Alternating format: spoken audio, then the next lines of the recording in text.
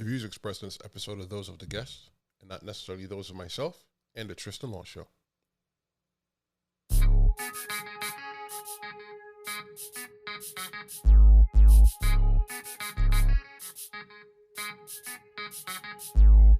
Welcome back, and I'm Tristan Law, and you are listening to the Tristan Law Show, where I introduce you to the personalities in and out of the professional wrestling ring. And the best part about the Tristan Law Show is you do not need to be a pro wrestling fan to enjoy this podcast. Don't believe me? Keep listening. This is the 7th episode of this podcast, but hey, who's keeping track? In a podcast world, they say many podcasts don't make it past the 7th episode. Only did they knew that I took that as a challenge. At the creation of this episode, the top 4 episodes right now are Love Jones, which is episode 2, Ref DM Stevens, which is episode 1, Corey Castle, which is episode 5, and Ray Pittman, the previous episode, which is episode 6. I've done many stellar interviews between 1 and 6, and let me tell you, the best is yet to come. Is this your first episode? Are you a returning listener? There's a survey that you can actually take to let the crew know how we can improve here at the Tristan Law Show. From what we've been seeing so far, you guys think that we're doing a pretty good job. And by us still being a 5-star podcast on Apple Podcast, shows that we're doing great as well. Buckle down your seatbelts because we're in for a wild ride. Now that all that is out the way, I'm going to introduce you to Prince Akkanatan. I met Prince back in 2010 when he was booking wrestling shows in Wallington, New Jersey for newer wrestling talent under the East Coast Pro Wrestling banner. Prince and I, we talk about his previous relationship with All Elite Wrestling star Sonny Kiss. We talk about his comedic style on social media, and will he ever go back to GTS, and much, much more. Find out the answer to all that and more when we return to the Tristan Law Show. Don't go anywhere, because I'll be right back.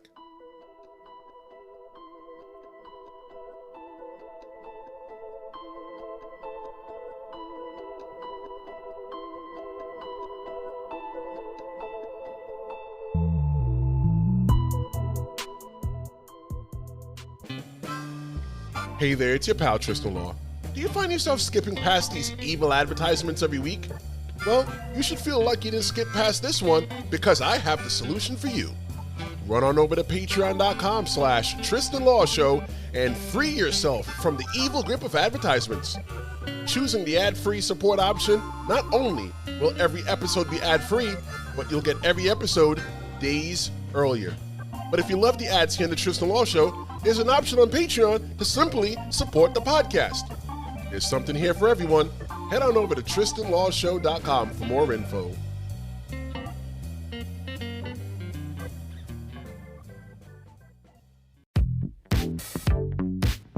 Welcome back to the Tristan Law Show. Thank you so much, everybody, for hanging out and hanging around and waiting for me to come back. And just like I promised, I have my friend with me here, Prince Akkanatan. He's been a pro wrestler since 2007. He calls himself the benevolent one. Wow, I can't say that word right. He's the cult classic, the cautionary tale, and I'd like to welcome officially my friend Prince Akkanatan to the Tristan Law Show. Thank you so much. Tristan, how are you? Man, I'm doing good. How are you surviving out there with COVID-19? Your family safe? Are you safe? Yeah. Everybody's safe as far as I could tell. Just doing the best I can. Gets boring, but that's the problem we're all facing. I don't want to act like I'm, suffering any different from anyone else. Still working the day job, so I'm coming out better than a lot of people. Hopefully this will be over soon. I agree. I hope it's going to be over soon, and one way or another we can get back to some sort of what normal life looks like. But I'm using normal in quotation marks because we don't know what normal is going to look like. You call yourself the cult classic, the benevolent one, and the cautionary tale. What does that all mean? I like to try on different nicknames and see what catches on. The cautionary tale is more like just a little joke where it's like I'm too old to be relevant, but maybe I could teach a generation of new guys what not to do so they don't wind up in the same periphery that I've been on. I'm the benevolent carny, not the benevolent one. And that's sort of just, I like to combine the carniness. This really hit me with Corinne Mink because we were on a show somewhere in Vermont, and the guy, there was a big case of like waters and everything, and we're not going back there.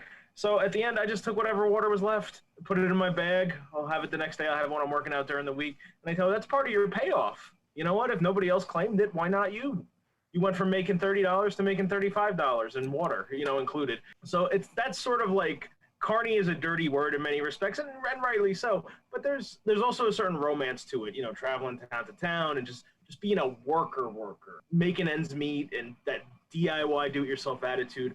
That's the kind of thing that I like, and I like to put a positive spin on it.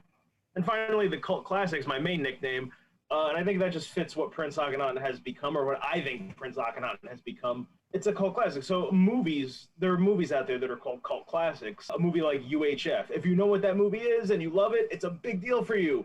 But most people have never heard of that movie, for example. Right. Well, that one's a little bit more well-known. But and that's kind of what I am. If a lot of people that actually get the time to sit and watch me can at least appreciate what I do. I'm not going to say they're necessarily going to fall in love with me, but they can appreciate what I do. Whereas the ones that don't, they either don't know me or they think I'm something else. And like I said before, what I think Prince Akkanatan has become apparently doesn't matter to a lot of other people. Perception is reality, and a lot of other people have a different perception of me. But, it's just trying on nicknames. There's a lot of other nicknames that just didn't fly, so we'll see. For shits and giggles, Prince, what were some of the other nicknames that you had? I envy Arcadia, who did actually call himself the William H. Macy of wrestling. One of the trainees at Gino called me the Colin Quinn of wrestling, who was this crusty old stand-up comic, but he was sort of like the vet of stand-up comics in New York for a while, for anybody who's not familiar with him. Back when I used to do the foreign stuff, there were things like the Beast from the Middle East, the Vial from the Nile. I trademarked both of those, but I let the trademarks lapse, so I don't know. We'll see what happens. As a shoot, you really did? I did. Well, because I was motivated by a couple stories from back in the day. I worked a guy in Pennsylvania. He went by the last outlaw, Ron Price. And WWE wanted another nickname for The Undertaker in 2005 because, that's what The Undertaker needed was another nickname. So they're like, we want to call him the last outlaw, but it's trademarked by some indie worker in Pennsylvania.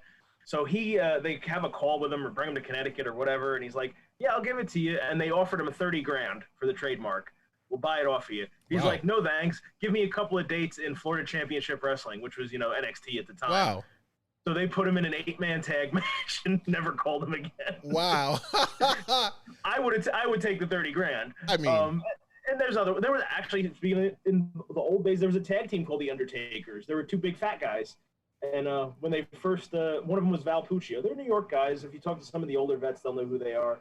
So they signed them. They called them Meat and Potatoes on the house show circuit. I'm just upset because Homeboy turned down the $30,000 for the wrestling show. Don't get it wrong. I am not really too upset because he used it as an opportunity. But if you ask me business wise, I think that WWE won on that side, unless they were giving him $30,000 worth of wrestling. Hey, you know what, WWE? How about you give me $29,999 and give me a date in NXT? Come on, where's his negotiation skills? Yeah, I mean, I don't know. I wasn't in the meeting, and I didn't know the guy that well, so who knows what he was up against. But, yeah, I mean, I feel like there could have been a middle ground there somewhere. To my listeners, if you don't know Prince Akkanatan, Prince is like a funny mofo. He's funny as hell. And man, you post some real funny shit on your Instagram that makes me drop my phone laughing when I'm working my shoot job. Man, where do you get the inspiration for this stuff? I mean, where does anyone get the inspiration for anything? Stuff just comes. It started out as really just promos. I mean, you'll see the green screen behind me because I could always talk.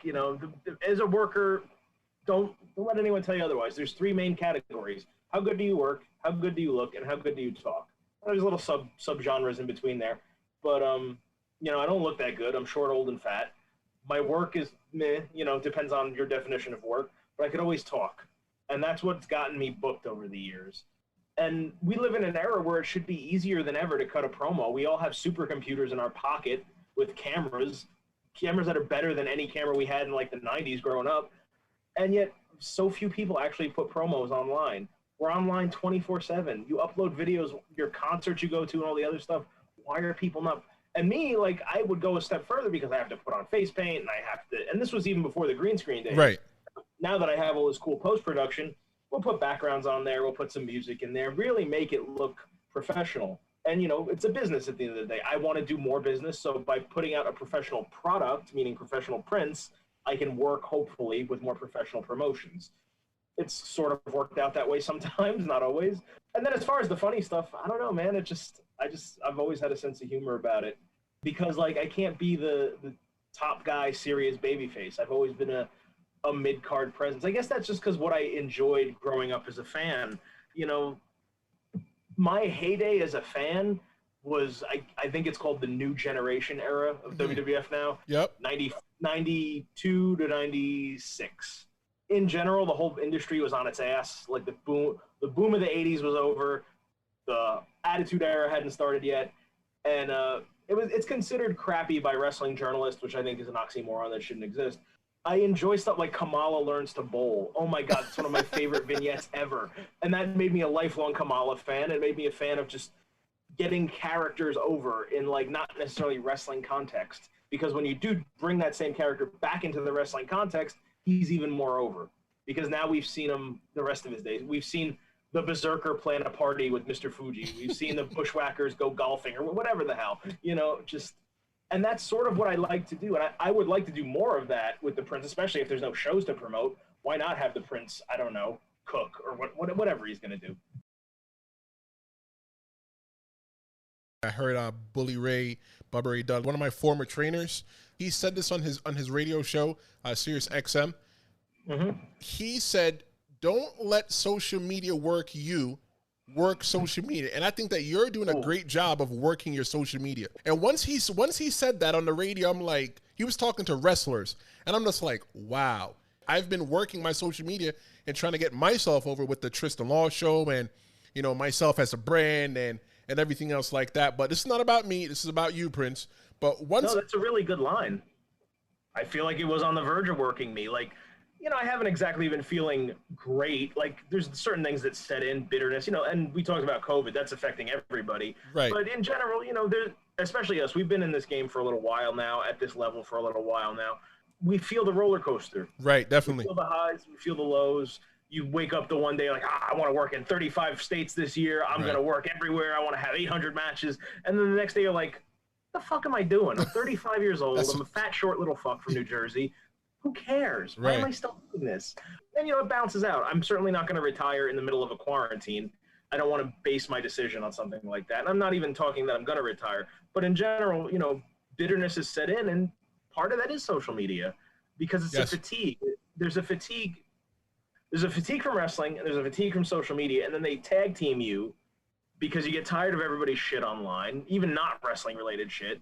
And also, this breeds insecurities. The whole business breeds insecurities. I don't think a lot of us aren't man or woman enough to say it and admit it, but I'll own it. It's hard, you know, to feel irrelevant. It's hard to not get as many likes. You know, you said I put out good content. Thank you for that. I like to think I put out good content too. But think about it. There are guys that just pose action figures and they get about 30,000 likes. Right. I get about 30 likes. Right. I mean, to each their own. I mean, maybe I'm comparing apples and oranges here, but it does put things in perspective when it's just, you get bitter. I'm finding it a little hard to hide my bitterness sometimes, and the bitterness comes from a lot of places, and I'm sure we'll hit on it. Yeah, we'll definitely get into that. Interview goes on. You see, for me, Prince, my whole thing is that I used to be like that. It's like, man, I feel like I'm chasing the likes. I'm chasing the hugs.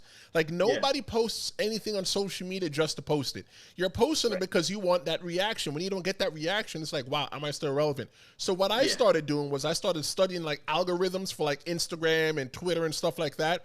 On Instagram, when you don't post that often, because I don't post that often on my Instagram, The Real Big Tris. What I do is that every now and then when I post something, it'll send people a notification. Hey, The Real Big Tris actually posted something. Some people go and like on my most recent post, I got 101 views on my story. I've never seen 101 views before on my story. Nice. So obviously somebody out there goes, oh, let me see what he's up to. But instead of chasing the likes, what I did, Prince, what I do now is that I focus on creating quality post content. Something that's going to give something to somebody, and when they do stop by, they're like, "Wow, we really like what we're giving them." But I think the question was, I once told you that you should have a YouTube channel with your comedic skits. Have you ever considered doing anything like that? I have a YouTube channel. I've kind of gotten the message that nobody gave a shit, and that's really when, you know, I don't even want to call it depression because I've had real depression, and wrestling depression is a totally different thing. It's not as serious, but it's almost like, wow, YouTube's just another thing I tried and failed at. But that's not true. I could always revamp it. I don't think I've necessarily done skits per se. At first, the YouTube channel was just the promos. But part of that is promos, my promos at least are a minute or less, or they try to be. Very rarely will I go more than a minute because I think people don't have the attention span. And if you can't say it in less than a minute, I think you're doing it wrong anyway. Right. Unless it's like a vignette, like we talked about, like the ones I used to do with Bradley, Alex Ryman now, right, with Prince and Property. Those were vignettes. They would go on 3-4 minutes, and everything got like 20, 30 views. Then I tried doing other stuff like cooking videos, movie reviews. I did a video where I reacted to memes, wrestling related memes, like 100 views a piece. Didn't really catch on the way I'd hoped. Maybe I didn't put enough time into it. Maybe not. Maybe I should do something with it. But if we're talking like actually just like scripting content, I don't know. I feel like that's a whole bigger animal. I'm up for it. I should try it. Or even if you don't script it, just freestyle. Just do the funny stuff that you do. People, if you're listening, and I know that you're listening right now, you're like, what's his Instagram? His Instagram is Prince Akkanatan. If you cannot spell it, just look at the title of this episode and look for him on Instagram and Twitter. Prince AKK, and then it'll come up. Oh, that's it? Prince AKK?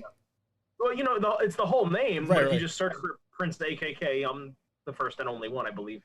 So, you see, for me, I had a discussion with one of my friends the other day, right, Prince? And we were sitting at the Buffalo Wild Wings. One of the things that we talked about was that him and I are both jack of all trades, but master of none. Prince, I can take photos, I can wrestle, I can edit podcasts, I can produce podcasts, I can social media market myself, I can create websites, I can create t-shirts, I can do everything, but I could sell houses, I could work on cars, but what am I really good at?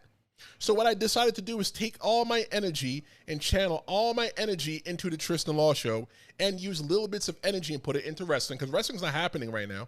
Put a little bit into wrestling and then, into real estate and putting more focus on something. So I think that you have comedic chops, my friend. Like, you may not see it because you're in the fishbowl and you don't know. You probably think that you're in the ocean, but you're in a fishbowl.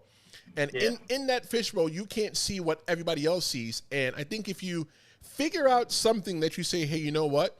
I just want to make it skits, and then you have another column for promos, you might blow up. Because honestly, 100% honest, I watch a lot of YouTube. Like late at night, I just turn on YouTube, and YouTube recommends stuff for me. And you could be one of those people that are being recommended to, and you could. How do you challenge your comedic side and still kick ass while in the ring? I don't usually kick ass. I tend to lose a lot. That's an interesting thing, because I've actually had this thought too. I feel like this podcast is I get down on myself and you're picking me up, and that's great. I don't mind that, so thank you for that. Part of it is I'm considered a comedy guy, a comedy wrestler, but the comedy wrestlers that are really over, their comedy comes from total off the wall, ridiculous, couldn't happen in real life stuff. And I'm not knocking it, I don't get Orange Cassidy, but he's crazy over. Yeah, definitely. I'm good for him. Or like Dick Justice, friend of mine who does the finger gun.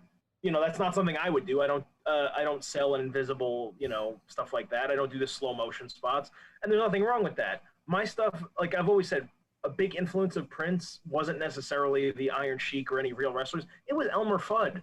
The big spots that I would do is, imagine if I could just turn the shotgun back on myself and blow my face out the other side. That's the kind of humor that my wrestling entails, because it's a setup and a punchline. So to wrestle in a comedic style, and I'm not the expert at this, but I've done it for a couple of years, where I could say it's setup and punchline. I remember a very young Jay Vara, who's great, and he's going to be going places if he hasn't already. But in one of his first matches, he works me, and he kept cutting off the punchlines. So really, it just became an ass kicking. So it's so for instance, you have to see him do the up and over correctly, and then I do it all fucked up and land on his knee, and I land on my nuts, and I can't do it up and over right. That's just an example. I'm not saying it's the funniest thing ever, but that's how these spots work. But he would either forget or we'd move on to something else, and the payoff wouldn't happen. So it was still a fine match if I remember right. It just wasn't funny, And I feel like I've kind of earned that spot. But we can also go into perception for a minute. Perception is, I'm a comedy guy. That's what I feel I bring to the table. Whereas people see the Prince character and they think, oh my God, it's the Sheik. I haven't been a Sheik of any kind since 2014. I stopped doing that. It's not what I do. And I think there are promoters out there that are like modern promoters that are like, I don't want this hokey 80s gimmick on my show. I don't do that. Well, I don't do that either, but they don't know that. Right. And likewise, there are old school promoters that are like, oh, yeah, we want you to be, you know, the Sheik and we want you to be Boo America. I'm like, no, I don't do that either. You know, I'm just me at this point. And that should be enough. And I like the promoters that do get it. And that's why I love working for Ace, because I feel Mike Morgan was the first guy to really get what I do. But, you know, work is work. So even if they say, hey, get in there, Boo America, work Duggan, you got it. That's as long as you pay me. And and from what you said, it actually leads me to my next question. Who is Prince Akkanatan? Fuck if I know. No, Prince Akkanatan is a mix between mid-90s Jerry Lawler and Elmer Fudd, like we said. As a babyface, he's also a little bit of Rikishi, a little bit of Borat, just this dancing, happy playboy. And really, more than anything, the biggest influence is Krusty the Clown. This hack entertainer who has kicked around for years. I mean, within the continuity of The Simpsons, the Krusty character's changed a little bit. He's either really famous one episode or he's a nobody in another episode, so that kind of varies. But mine's kind of the nobody Krusty. Right. He's like, he's bitter, he's irrelevant. He's me at this point, you know. Maybe I worked myself into a shoot. Maybe I shot myself into a work. I don't really know. But in general, you know, he's a clown, you know, obviously. He's a vet. But there's a lot of things to do. I have been giving thought to a different gimmick lately. I'm not going to lie to you. I think this is the first time I've said this publicly on any forum. You know, I've had little side calls and little DM chats with some close friends. But I think because of what I mentioned earlier, with the perception being off for a lot of promoters and people just kind of having a certain taste in their mouth, and also certain things, we don't necessarily look at people a second time in wrestling, even if we like them. This isn't a big incident. I think there might have been people that thought it was a bigger thing, but SWF, they plan on opening up again in October, and they want to book me, which is great. Mm-hmm. I don't mind that, obviously, but they did use they used a photo of me from 2011. The crazy thing was, you know, I have Prince face. I don't have any around me, but I have that. It's on my tights now, and it's a sticker that I sell. It's, you know, a low-res or whatever you call it version of my face, a logo. And that's newish. Like, I think I started it in 2016. That's on my Instagram. So they got the Prince face graphic, but they still used a 2011 or 2013, whatever it was, picture with the Pharaoh thing and everything. You know, I just made a joke of it where I said on Twitter, oh my God, I can't believe it. I don't get booked anymore, but 2011 Prince is getting booked. Shit. It's just, and they got, I don't know if I can really, I don't know what their corporate structure is to the fans, but there's another partner with Rob Fury, and that person got a little offended. We squashed it. There's no heat. But that didn't have me think, you know, even like when I practice with Crazy Ivan, he calls me Sheik. I've never actually been called a Sheik and, you know, been announced as one, but it's like you're set in that mold. Not that they don't want you to evolve. It's just that they don't care. I meet you, hey, you're Sheik guy, you're Boo USA, you're pointy boots, you're the flag. You know, other than the boots, I don't really do that stuff anymore. So rather than try to evolve it as I have these last couple of years, I'm thinking, fuck it, I should just do a whole top to bottom rewrite. I think it would be the same, like, character. I think it would have a different name and a different look. I don't know what it would be yet. I'm still playing with some ideas, but once I get some gear made, I think some things will be different. I don't think the Prince is going to necessarily go away either, though. I'm just saying there'll be a different gimmick out there for those that want it. I can't imagine Prince not being in ECPW or Rescue Mania. That's good, because one of the things that I had to realize, Prince, is that I always had to reinvent myself. And I realized that a little bit too late, you know, because me, I was like, oh, I always want to be like this tough guy, like ass kicker guy. But like for me, in real life, I'm not a tough guy, ass kicker guy. But if you tried me, I would kick your ass. You know, I don't look for the fight, but when the fight comes to me, like I will engage the fight. But for me, like in real life, who am I? I'm a smart ass. I'm the guy that you don't like, but that's the guy that I suppress a lot. And when I wrestle, I bring that guy out like 120%. Like the things you think and you go, wow, I shouldn't say that to somebody. When I wrestle, I say those things. But like sometimes I get behind the curtain, I'm like, wow, I can't believe I really said that to somebody. You know, so but like for me, I find, so when Gino Caruso, the owner of ECPW, who we know pretty well, he came to me and said, hey, you know, you think you could do a king gimmick? So I was like, man, I don't want to be a king. But I went ahead and decided to do a little king thing. But like one gimmick that I always wanted to do, and I think it's funny, is that I want to do an Italian gimmick because I'm black. And, you know, like, granted, there's still black Italians out there. But like the way the gimmick is working is that during this whole entire quarantine, Prince, I actually took a DNA test and found out that I'm actually 2% Italian. Nice. I think that's great. I think you should be doing that gimmick instead. You know, you're in the new FBI. And Nunzio's around on enough shows, especially ECPW shows. Right. So you could be the new FBI. So me and Nunzio could probably get into a little beef or whatever the case may be, but that's the gimmick I want to do. He used to team with JT Smith. I don't know if you remember that back in the day. He was the black member of the FBI. Yes. So, you know, I think Mabel was in the FBI for like one night too. I remember. I'm actually going to be, because, you know, I'm from the Bronx. I'm going to be from the Little Italy section of the Bronx. Nice. So, you know, if anybody's ever wondering about Little Italy, man, hey, go down. They got some good meatballs. But they Prince, sure do. Arthur Avenue. Yeah. Yes, that's right. Who trained you in the art of professional wrestling, Prince? Well, I went to the ECPW school, which is owned by Gino Caruso, so he gets a lot of credit. But the guy that I really modeled myself after, especially early on, was the Kodiak Bear. So the way I often put it is Gino taught me how to wrestle. Bear taught me how to be a wrestler, if that makes sense. Yeah. I mean, maybe that distinction will be lost on some listeners. Gino taught me how to wrestle. Kodiak Bear taught me how to be a wrestler. Yeah, and he did a lot of funny stuff too. And he, you know, I don't know if he's done. I haven't seen him in a while. But, you know, I haven't seen anybody in a while. But even before COVID, I hadn't seen him in a while.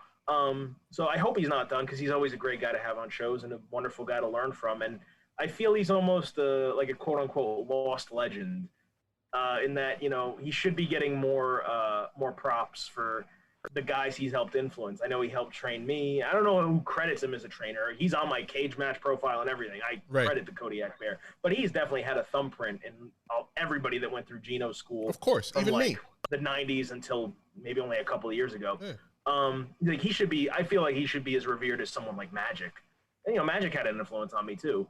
Magic, Ivan, Tom Brandy was a big influence. But, you know, those are guys that I just sort of got influenced through working with them. Gino and Bear are the big two. So, okay, so we know who trained you to become a professional wrestler. We knew that you have also been a professional wrestler since 2007. But how did Prince Akkanatan become a reality? How did you ever come up with that gimmick? When I was training, I threw out a lot of different gimmick ideas, and they all got shot down by Gino real quick. One was a frat boy. One was like this unlucky character, which I felt was kind of high concept. Maybe I could dust that off. Who knows? But at the time, there was also a kid. I think he was a friend of the Angus brothers who was training to be a manager. Big fat kid. He was going to be Sheik Mortimer Khan. Well, I don't know where that name made sense to Gino, but it did. And he dropped out. And I'm like, okay, well, he's not going to be a Sheik. And a Sheik to me is a timeless gimmick. And in my mind, I'm thinking of like Abdullah and Sabu and the original Sheik with the pencil in the forehead and stuff like that. I'm like, let's do that. But I want to put a spin on it. I didn't think there'd ever been a pharaoh in wrestling before. I was wrong, but at the time I didn't know that. And even so, you know, once I put on the gimmick on my head, I was like, oh, that's cool. That's different. I know what it is right away. So that's the benefit of that. But then, like I said, over time I got over it. In the beginning, it's a nice crutch to have. When in doubt, boo USA. When in doubt. But in general, you evolve as time goes on. And it was also easy stuff. If I didn't have that gimmick, I wouldn't have had so many matches with the Patriot that I did, the matches with Duggan that I had, match with Slaughter that I had. You know, it was very beneficial to have that gimmick. But times change, and to be honest, there was more than one incident where I realized there was nothing bad, but I realized I'm playing with a culture that's not mine. I'm not really Egyptian. I don't really consider myself any major nationality. I'm just, you know, like I said, a white guy from New Jersey. But we were coming along. It might not seem like it, but if you think about stereotypes 20 years ago versus stereotypes today, we are doing better. It might not seem like that, but we are. And I thought about kids. You know, there was a kid, we did an assembly once at Maywood Middle School. Little girl raises her hand, a little Middle Eastern girl, and she goes, a question for the prince. Why are you the bad guy? Is it because you're Arabic? And I'm just like, oh, I'm a piece of shit. Yeah. I mean, I've told that story a couple times. I'm not going to rehash it. But at that point, I wanted to evolve. So I ditched all the overt anti-USA stuff. People are still going to chant what they chant. People are going to think what they think. Right. But I never used the flag again because I felt like that was wrong. And no wrestlers ever, like Prince Ahmed is a legit Egyptian, and I consider him one of my best friends, one of the best friends I made in wrestling in the last year or two. Right. And he loves what I do. I have legit fans from Egypt that write me from time to time. Great people. So nobody has come to me and said that your gimmick is racist. But that's also the thing. Are people going to come up to me and say that? Right. I don't know. But I also don't think there's a point to it. I feel like I could always do something else. I could get heat for what I'm doing in the ring rather than who I'm trying to be. Right. You see, for me, I hate when people say automatically, oh, you're a black guy, you should have like a rapper gimmick, or you should be a gangster, you should be a thug. I'm like, I can't rap, I'm not a gangster, and I'm not a thug. So like, I'm not a drug dealer, I've never sold drugs. You know, fun fact, I've never smoked weed. So like, I don't know what this whole life is that you're trying to make me be a part of. Like, you know, I like to say this when I say I don't smoke weed. I've never smoked it, but I don't think it's bad for people that do it. I think that, you know, it's from God, it's from the earth. You know, so if that's something that you need to do so that you don't have to go to work and wring somebody's neck, hey, then so be it. But that's not something that I do. But hey, I condone it. Tax it. Let everybody smoke weed. Let everybody be high. Yeah, in Canada, I agree. My sisters are Canadian, and in Toronto, when they walk around Toronto, like, you just smell like bud everywhere. I'm looking at her, I'm like, yo, sis, this is all right. She goes, it's Canada. It's all right. It's all right. That's the biggest thing I miss in this quarantine. I go to Toronto at least a couple times a year, and I haven't been able to go this year. It sucks. I really want to go back there. I've even thought about moving there a couple of times. We'll see how things shake out in November. It's still a possibility. But Prince, I know that professional wrestling has opened doors for some of us with talents like the Tristan Law Show has done for me. What other doors have been opened for you in the realm of entertainment, such as you being on like television shows or anything like that of the sort? Well, I did a little bit of acting before wrestling. I did mainly extra work and stuff like that. In fact, that's why I shaved my head the first time. Really? I was an extra in a movie. I worked with Bryan Cranston, probably the best actor of our generation anyway. Breaking Bad and all that. And I don't think the movie ever got made, but he was some sort of psycho preacher preaching to a bunch of neo-Nazi skinheads, and I was one of the skinheads. So I had to shave off all my hair. Mm-hmm. Then I went to practice that Monday, and Gino's like, keep it like that. That looks a lot better for the character. And I shaved my head for the next, 3 years. What a pain in the ass that was. I'm sure. But in general, there was one call I remember, I guess, because that's on my acting resume now, that I'm a wrestler, and I stunt choreography, and you got to phrase it a couple of different ways. I know how to take bumps and all that. Right. The only thing it opened is it got me a call because I guess they have #wrestler at some casting agency. This agency sent everyone who's ever laced boots to be on this one commercial. They needed a body double for Masa Chono, the New Japan legend. Mm-hmm. I look nothing like him. Chono is a very tall, very tan Japanese man. I'm none of those things. I could have probably done it.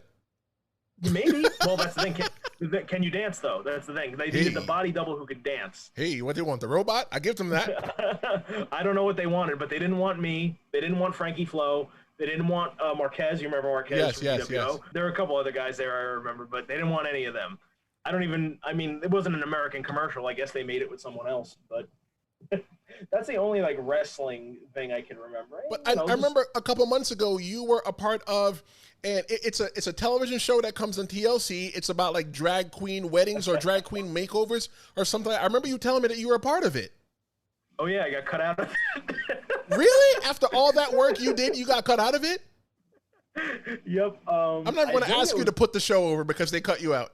I don't care. I mean, they cut me out for whatever reason it was, and I'll tell that whole story here. And I think it's a scoop for you because I don't think I've ever told the story before.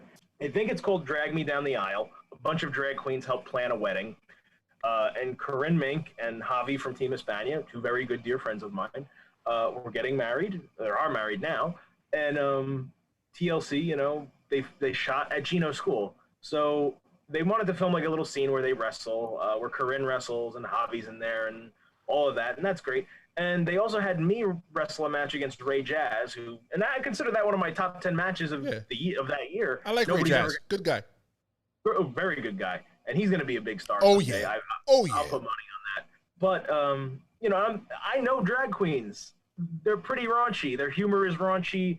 And if anyone ever watches something like Drag Race, there's a lot of innuendos and things like that. So I'm thinking, well, let me play with it. So I was just messing around in the back, and I put a knee pad down my tights and stuffed my crotch. Right. And one of the producers was just chuckling at that. So I'm like, okay, let's ride this pony. So we worked the whole match around my obviously stuffed crotch. Right. Ray Jazz picks me up for the inverted atomic, and I don't sell it because it's stuffed. And that was the cutoff right there. Right. Then I pull it out, and I'm doing the Mr. Sacco claw with whatever I had stuffed in there. He ducks. He drop toe holds me onto it, so it's on my face, and that was the finish. So a fun little match. Even in my head, I'm like, I don't know why they have us wrestling. I don't see how this is gonna tie into the episode exactly, because it didn't. Right. I thought at the most maybe there'd be like some B-roll of me. Right. I was gonna say it's gonna be B-roll somewhere, right? But as far as I know, I got cut out of it. So whatever. I mean, I guess they had their reasons. They probably didn't like the big stuffed crotch. In retrospect, I took a gamble and I lost, and I forgot to ask for any money. Oh well. Hey, well, you know what? Somebody has that video somewhere. Wow, it's like you've done so much outside of professional wrestling, I feel. But Prince, what are your ultimate goals for professional wrestling? I was actually even thinking this morning, if it all ended today, I had a better career than I had any right to have. And I say that almost like I said, I've been bitter, and like there are things I would like to change, and there are things that I don't like. But if you think about it, I really just started training just to see if I could handle it, just to see if I could take the abuse. And then the next goal became, let me get to my first match. And I did. And the next goal was, let me get to 1 year of doing this. Then it was, let's get to 100 matches, then 200. And then that's it. I really think I'm too old, and I don't work a style that's friendly to like a big international promotion. So I don't think I would get that. And obviously, if an opportunity presented itself, I wouldn't say no. But not only that, like I took a short break from wrestling, and I came back when I turned 30. And that was 2014.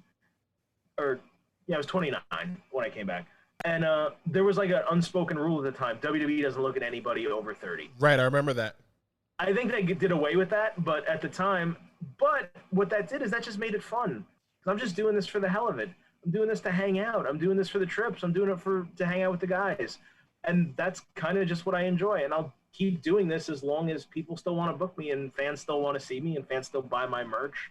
So as much as I mentioned the bitterness, a lot of that just has to do with there's nothing going on right now. Right. You know how great a good match can make you feel. For you know real. how great a good show can make you feel. For real. But we're not getting that dopamine hit because there aren't really any shows going on. There's only a handful of shows going on, which, to be honest, I don't know if I'd work right now anyway. You know, I'm trying not to spread this thing.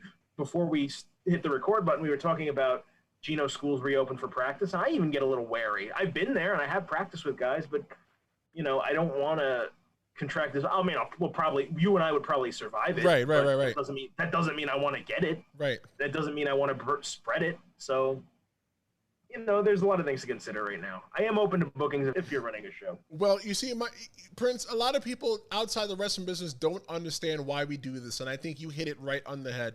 It's the high. Like, golly, like, listeners, when you have a match that is like the drizzling shits, when it's a terrible match, so there's times that I question myself, Prince. I'm like, do I still want to do this? Yeah. But when I had a match, man, I remember my last good match that I had a match with Kenny Bengal right before this whole thing started. Oh, yeah. I was like, man, like watching that match back, I'm like, me and Kenny vibe together. And that was the second time I ever worked with Kenny. I worked a Fatal. He's great. He's a good guy. Kenny's going to make it somewhere. I feel it. I hope so. I hope he, you know, he's another one. I feel like he flies under too many people's radars. I don't know why. I think he should at least be like in a TNA type of situation, or Impact, whatever it's called now. Something like that. Since you've been around for quite some time in the wrestling business, and it's a fun question I like to ask guys like you and I, because, you know, like I said before in other episodes or other, you know, works of art that I've done, is that when I left professional wrestling for my little brief hiatus, and then I came back, like I was no longer like the rookie. I was like the OG. Everybody's running to me and asking me, hey, can you watch my match? Hey, what do you think about do this? What do you think about this finish? So, like, you've actually seen the business change. So I want to know, like, how has the business changed in front of you in your eyes since you've started? Yeah, it's definitely changed. I feel that we just, well, I say we because I think we started around the same time, but I started around 2007, like you said. Right, but I was just in Florida at the time. Okay. Yep. I feel like we just missed like a golden age of indie wrestling. I feel like independent wrestling was in a high point. That might be a grass is always greener type of thing. But one thing I do know for sure, we were at the tail end of a hardcore movement. Yes. Where it was lagging behind WWE, which had already stopped or dropped off significantly with hardcore stuff. But there were more street fights. There were more gimmicks. There was not necessarily bleeding, but there was a lot of hardcore matches, and I do feel that lost a lot of buildings for the industry. You know, if some promotion comes in and guys are bleeding all over the walls and hitting each other with stuff, and it's a school's like, what the fuck is this? There are kids here. Right. And they'll just ruin that for everybody because, you know, Extreme Super Wrestling or whatever it's called that did the hardcore match is no different to them than ECPW or Ace or who. It's all wrestling to them. They don't differentiate. So that fucked up a lot of. But I think eventually the industry as a whole realized that. I'm not gonna say I have a lot of friends who are deathmatch guys. There's an audience for it. There's a niche for it. I'm not shitting on it. It has its place, but I feel like it permeated the business a lot more in that before I got here, but especially in that 07 type range when I was just starting out. And then beyond that, a lot of the guys I grew up watching that would be names were running out of names in independent wrestling, I think. Right. A lot of the older guys are retiring or, you know, passing on. And the names that are left, there's a couple names. The ones that are really over, I don't think they ever left WWE. The ones that are like really over. Right. Or they're cost prohibitive. You know, Rob Van Dam would do independent shows, but Rob Van Dam costs a lot of fucking money. Yep. And he's not saying he's not worth it, but, you know, it depends on what kind of indie show you are. I think it's great that, and I'm not even going to throw out numbers because I'm not going to speculate, but Tito Santana's local to this area. Yep. Jimmy Snuka Live was local to this area. Beefcake was not that far away. And these guys didn't ask for so much money that a smaller promotion that had a building that would only hold 400 or 500 people, they could make their money. They could make a profit off of that. But now and I don't know these guys personally, and I'm not saying they're not worth it, but if Evan Bourne or whoever is on the independents and they want $1,500 to work in a building that only holds 300 people, right? Doesn't work. It can't work. It's impossible for it to work. Right, because you'd be asking for too much money from the fans. And not only that, are they going to draw the same? Right. I don't know. Like, people say there's a wrestling boom coming. I think the wrestling boom is coming, but it's definitely not here now.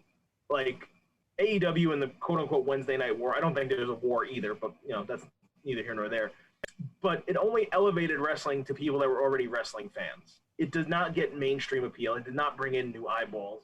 So that mainstream appeal only exists to people when people really watched a lot of wrestling, which was the 80s and the late 90s. Right. So if you were over in 2005, I'm not saying you're not a name and you don't deserve more money, but it's not the same.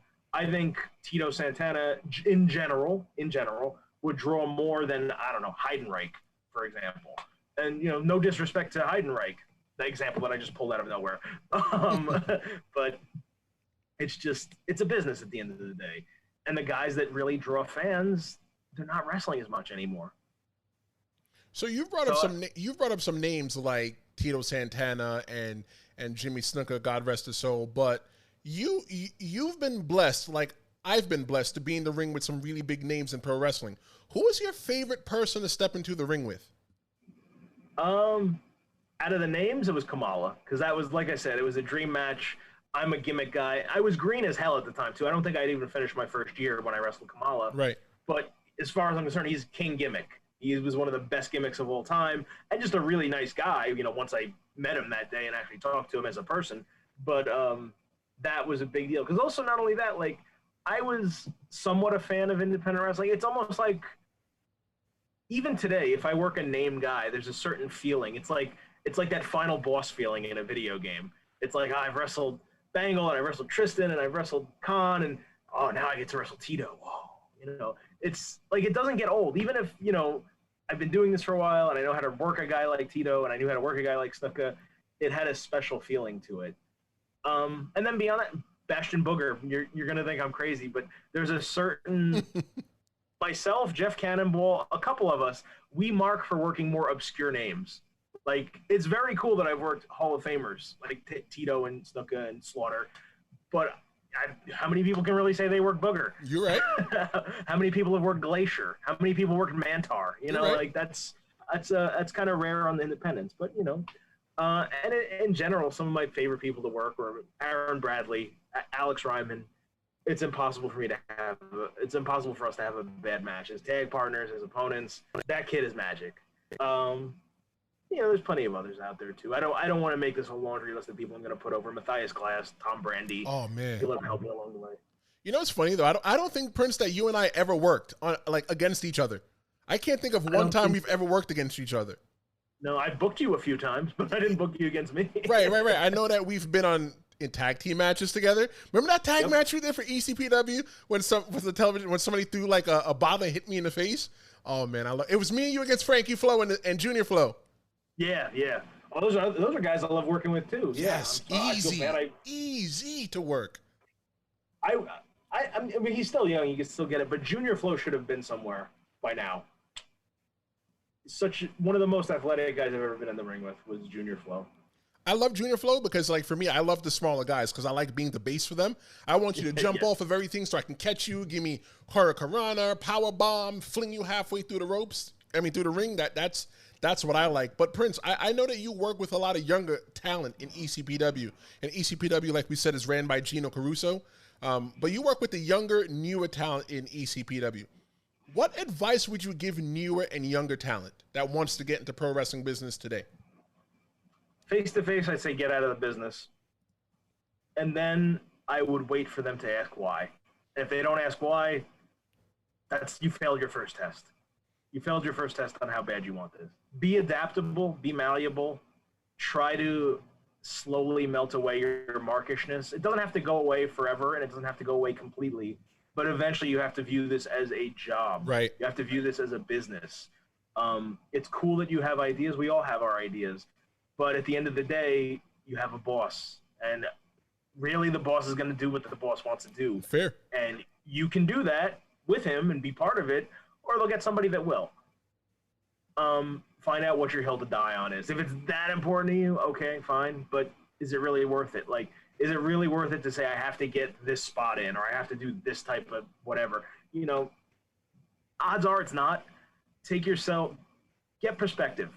Like, sometimes you got to step back and, dude, it's a Saturday night in McAdoo, Pennsylvania, in a roller rink in front of 60 people. It's not that fucking serious. Right. I don't mind doing the job. I don't mind looking silly. I don't mind getting pantsed or whatever spot is giving you second thoughts. It's not that serious. And one of the good things about being on the periphery, and this is the second time I said periphery, I'm going to get to that in a second, is that I don't think anybody's really watching what I'm doing for the most part. And other guys have talked about being on the periphery. I think Sean Donovan has a new nickname, and Sean Donovan's great. Something like the Forgotten Vet or something. Like, dude, no, I'm forgotten. You're not forgotten. You're being booked in front. You're going to Alaska. You're working in front of thousands of people. Right. You're not forgotten. And before he, went away forever, Mark Haggerty had a series called On the Periphery of Wrestling. Yep. Dude, that's the periphery. Working every single weekend. Yep. Working, getting paid. People buying your merch. Sign me up for the fucking periphery. That's the periphery. Being on a contract by MLW. Yeah. Oh, yeah. You're breaking my heart here. But you see, one of the things too, though, Prince, is that if somebody was to tell me all this stuff all the years ago when I came to Jersey in 2009 and started wrestling, that, hey, dude, like, don't take yourself so seriously. Go out there and have a little bit of fun. I don't think I honestly would have taken a hiatus from professional wrestling because I was so concerned with what people were telling me. Hey, well, you can't be a champion here and go 2 towns over and lose the next night. You see, now in my old age, and I always say that I'm a much better wrestler at 34 than I am at 24 because I'm more at 24, Prince. I was so concerned with going out there and being taken seriously and going over at the end of the night. But now at 34, I'm just like, I'm a heel. I want to go out there and I want to get my heat and I want to get the babyface over that they love him more than they hate me because that's what's important. Right. So, live and we learn. So, young wrestlers, if you're listening, that's the advice. Well, because they also have to just experience it. Like, you can only tell the kids so much. They have to just live it. And I tell the other kids all the time, there's only so much we can teach you in a school. Right. You just have to get out there and work. You got to get your reps in. And that's really the only true way to learn. You see, for me, I started doing a lot of my learning when I sat in the car and when I started working for ECPW. When I started going to ECPW and we started going to Maine and we started going to West Virginia to wrestle and all these and Pennsylvania to wrestle, that's when I really learned. Like you said, you can only learn so much about brain surgery in brain surgery school. You're gonna need some talent, some additional talent outside to help you to make you better. So. Well, I don't want any of these workers working on my brain. Jeez. So, Prince, when I left pro wrestling for my brief personal hiatus, I came back to find out that most of my friends in the business were a part of the LGBTQ plus community. I was excited to know that everyone is out there living as their true selves in a business like this. Most of them? Cool. Tell me what it is like, Prince, because you're one of my friends that when I came back, you told me you identified as LGBTQ+. I'm like, wait a minute. Wow, that's great. I didn't know that. So tell me what it is like to publicly identify as LGBTQ+ in a business like pro wrestling. Well, first of all, for any haters out there that say wrestlers come out just to get more bookings, I'm living proof that that's not true. I am not marketable enough to be gay. But I also don't feel like I have a label. I've never come out because I don't think there's anything to come out to. Okay. It's just I like what I like. You know, I was involved in a relationship for 2 years that I feel like most people knew about, but nobody knows about now. And yeah, it's whatever. I don't consider, like, I'm just a wrestler who happens to have been with dudes and girls, and it's just, and girls that used to be dudes. You know, I've kind of done whatever. Right. I don't know, like it doesn't do much for me in terms of wrestling. I did work the first Matter of Pride show, which I was happy to be a part of. And yeah, that's one way I like that way the business has changed. It's become more inclusive. Yes. I don't think we need to go out of our way to be inclusive. But at the same time, if you're running a business, just like other business, just like Coca-Cola and Bank of America, they're going to slap that pride flag on for the month of June. Whether that's right or wrong or just pandering, I don't know. That's not my hill to die on. But people should know that they're safe in wrestling. Wrestling is for everyone. That's right. Which is why we're also getting rid of the racists. That was one of my favorite parts of quarantine Twitter. Mm-hmm. With no shows, wrestling's gotten bored. We got to, get rid of racists and pedophiles and all this other stuff, which is good. Right. But I always wonder, how can you be racist? How can you be homophobic? You have to work with everybody. I don't get it. But there's plenty of them out there, and there's still some that still have to be kicked out, I know. You see, like my whole thing, it doesn't matter to me what anybody likes, as long as we can go out there and just do good business. Because at the end of the day, that's all that matters. You know? Yeah, I didn't plan on sucking any dick during our match. Damn, you're going to kill me. Well, that's good to know. But Prince, if there's a young person in the wrestling business, or heck, one of my listeners out there who wants to publicly let everybody know that they're LGBTQ+, what would you tell them to help guide them along? Man, do it. Get it over with. Especially if you're young. It's fun to be young and gay. Like, I don't want to be gay and old. But it's,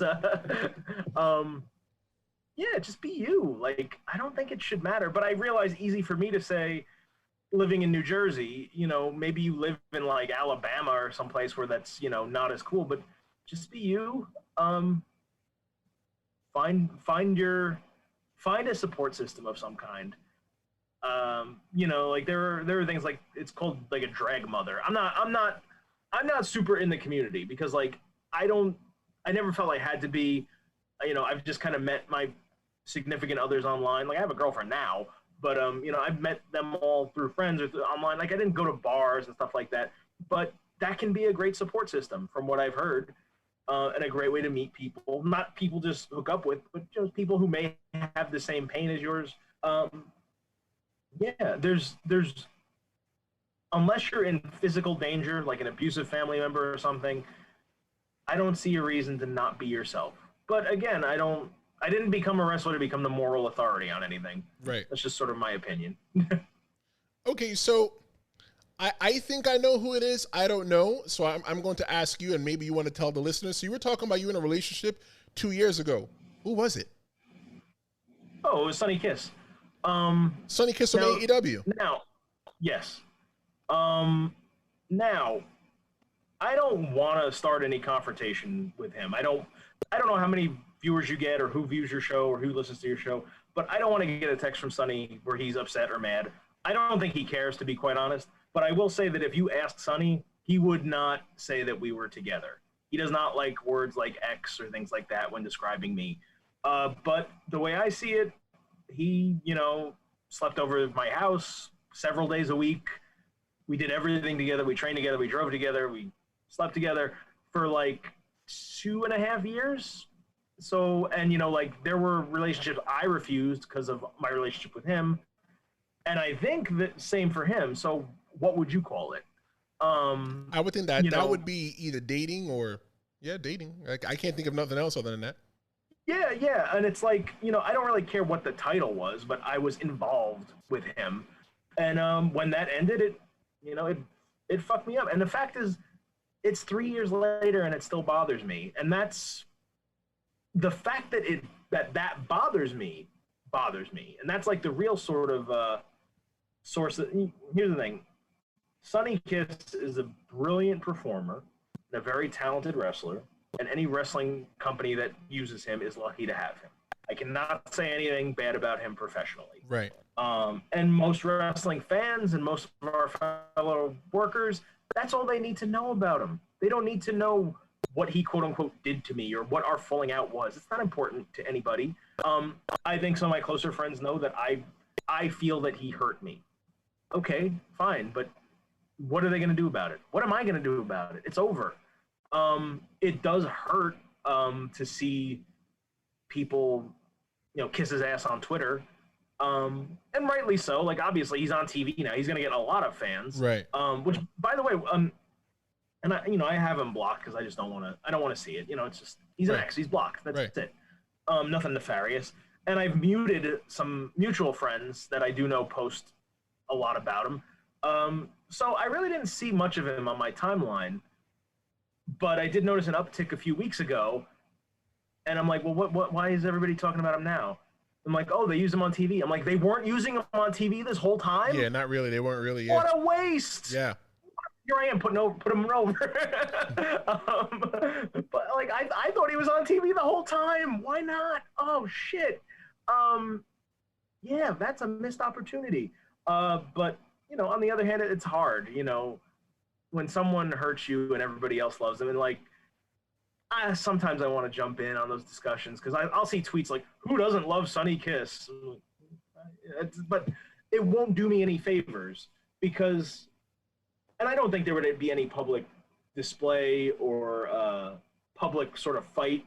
Right. I want that. I don't think he wants that. Like I said, I don't think he cares. He obviously has moved on to much better things. Right. I haven't, like I'm still pretty much where I'm at when he left me, in a wrestling sense. But like, I do know if it ever got public, I lose automatically. Right. It doesn't matter who says what. It doesn't matter what's true or what's false. In the court of public opinion, he's on TV, I'm not. Right. Beautiful, I'm ugly. He's over, I'm nobody. So it's like, the fans know him, they don't know me. The other workers would much rather, if they have to pick a side, they're going to pick the side of the guy who can get them on TV. Right. As much as doesn't have that power, but when you weigh that thing, and then the other thing too, when the breakup happened, another word he probably wouldn't like to hear, but when the breakup happened, neither one of us asked anybody to pick a side, but that didn't stop some from picking sides. Right. So there were definitely friendships that suffered. I don't think any friendships outright ended, but there are friendships that certainly suffered after that split. And I thought I was going to quit wrestling after that. I did. I've done a few interviews on this and like how 2017 was the lost year. I don't remember much of it after that breakup. But I do remember being in Gino's school and there were just young kids there bumping around, no direction. And that's kind of how I started really working with the younger kids. Mm-hmm.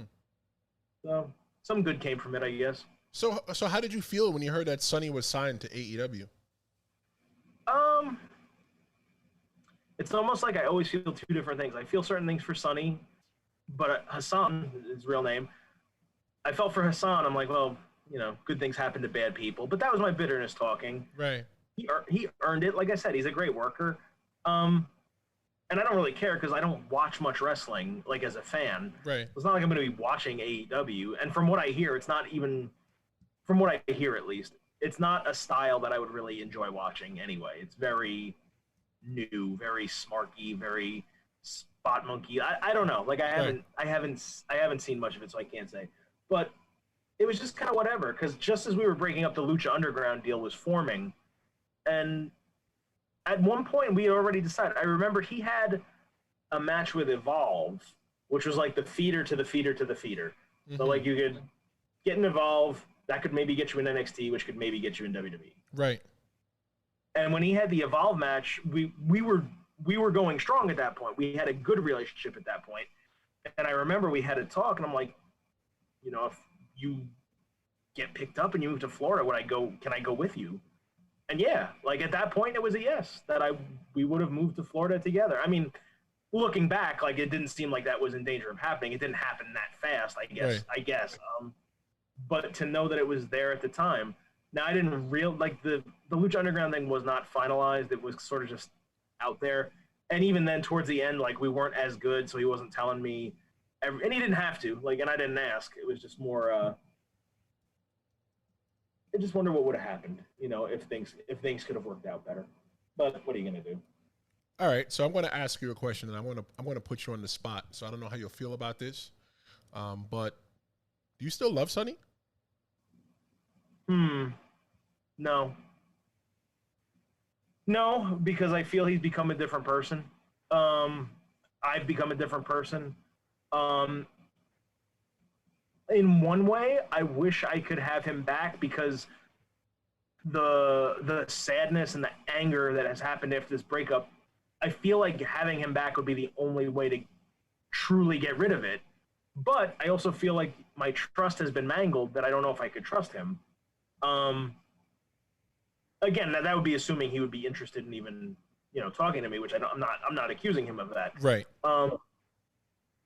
So many memories I had, so many good memories kind of just got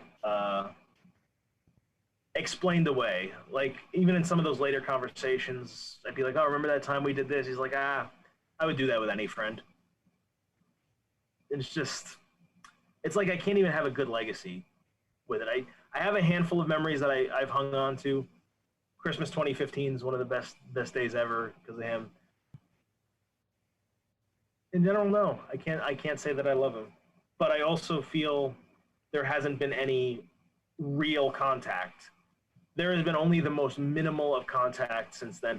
I prefer to not share a locker room with him if I could help it. And obviously, he's in AEW. It's not something that happens, but he does come by to just hang out sometimes. Right. Which it makes me uncomfortable, but nobody's taking a vote of what I want. It's like you got to toughen up and just do it. So it's like I'm not happy to see him, but I just got to get over it. So, the cursory handshake, hello, and that's really it. There has not been.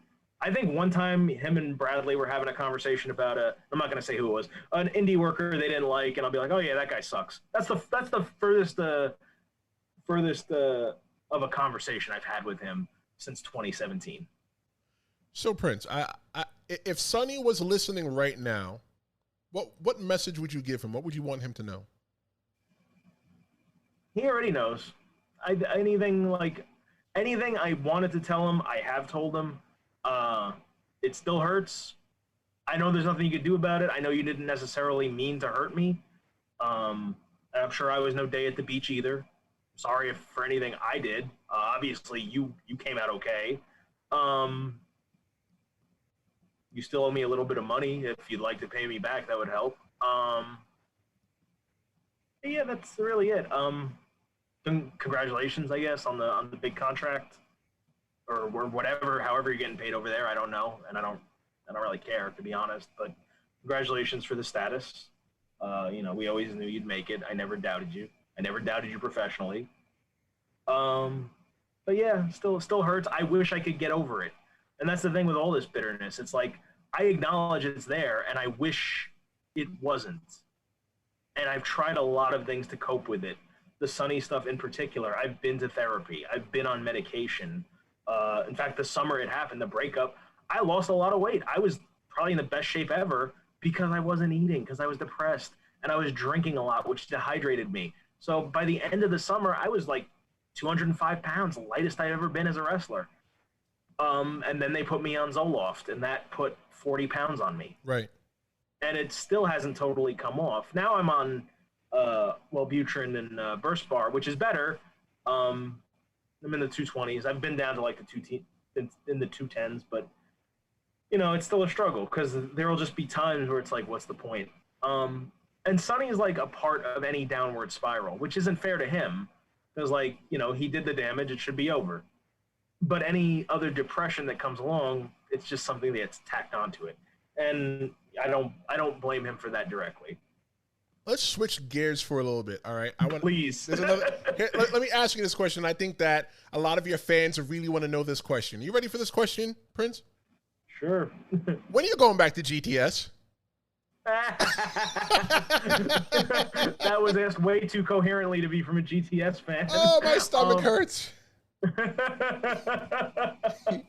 Hold on. Let me break kayfabe for a little bit. Every time you post on Instagram, and I'm going to out myself right now, and you say, ask me a question, I'm always the one that's asking, when are you going back to GTS? But you're not the only one. You're really? Not the only one. Well, it does come from legit GTS fans, and God bless the GTS fans. They're mostly kids, and hey, anything that turns people on to wrestling is okay in my book. So it's like, I'm happy I did GTS. I had fun.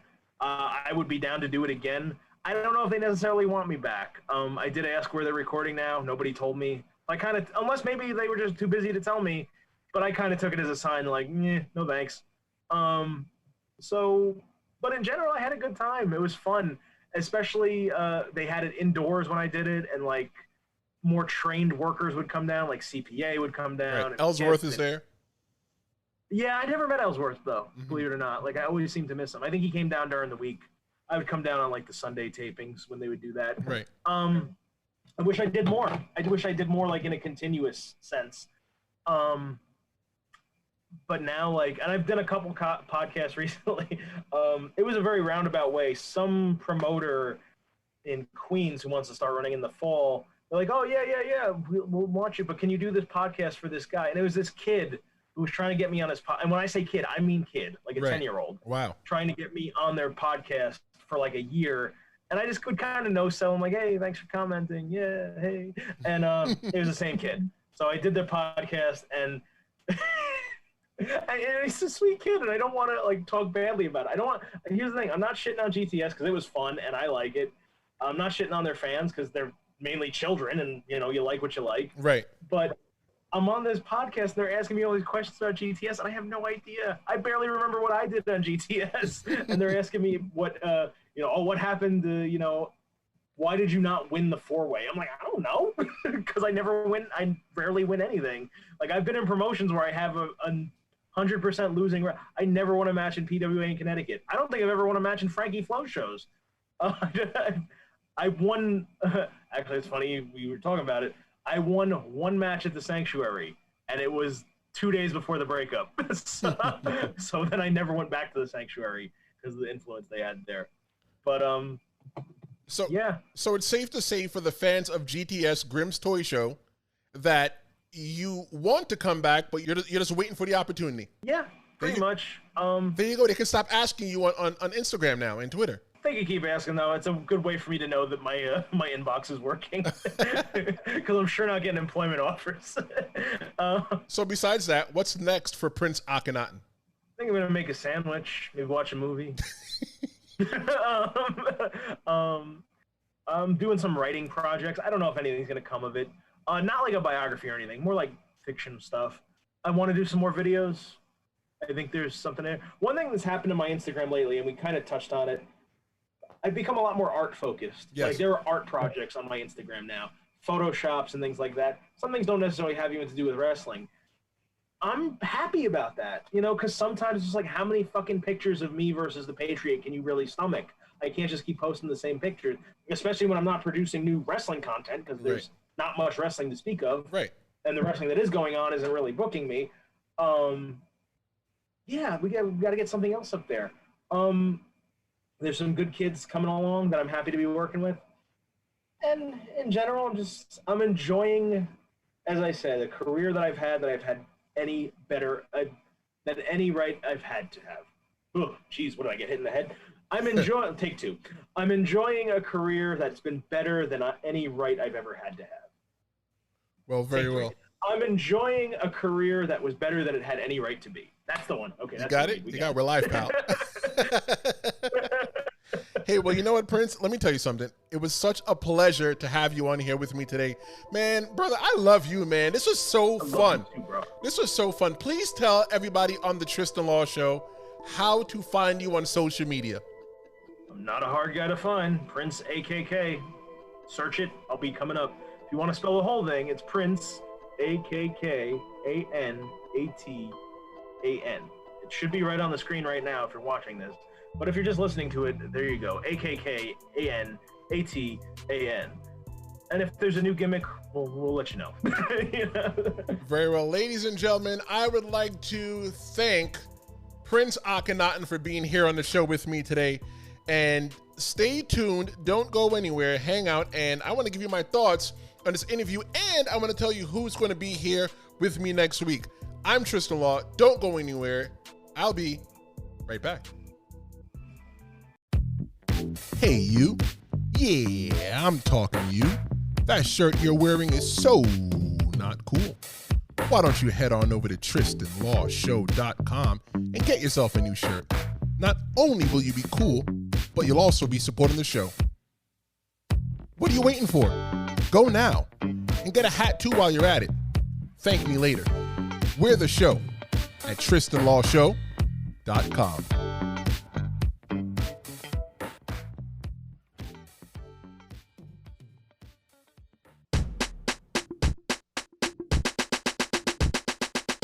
Welcome back to the Tristan Law Show, and I'm Tristan Law. Hey, thanks so much for hanging around. What do you think about my chat with Prince Akkanatan? Reach out to me on Instagram or Twitter at TheRealBigTris, or hey, just reach out to the show on Instagram and Twitter at Tristan Show. Hey, the DMs are open. I've always wanted to say that. Hey, I learned some pretty new and cool facts about Prince doing our chat, but I'll tell you this. The talk with him, for him, it was therapeutic. I felt like he let a lot off his shoulders, and I'm glad for the time that he was open and he was candid, as I'm sure it wasn't easy to tell you guys about himself. But we're all family now, Prince, and thank you again for the time. Next week, I'm going to introduce you to Andrew Magic Morgan, but you guys, just call him Magic. He's a legend in New York and New Jersey in the professional wrestling scene, and come back next week to learn about what it was like growing up in New York City during his time. You'll also learn how he found out about his wrestling school without the aid of the internet. Yes, that's right. To some of you people listening out there, there was a world where the internet did not exist. And you'll also learn how he became Magic and much, much more. If you're listening to an Apple Podcast, please subscribe. Just go ahead and subscribe. Do it right now if you're listening to an Apple Podcast. Go ahead and leave a review. If you haven't done so already, do that.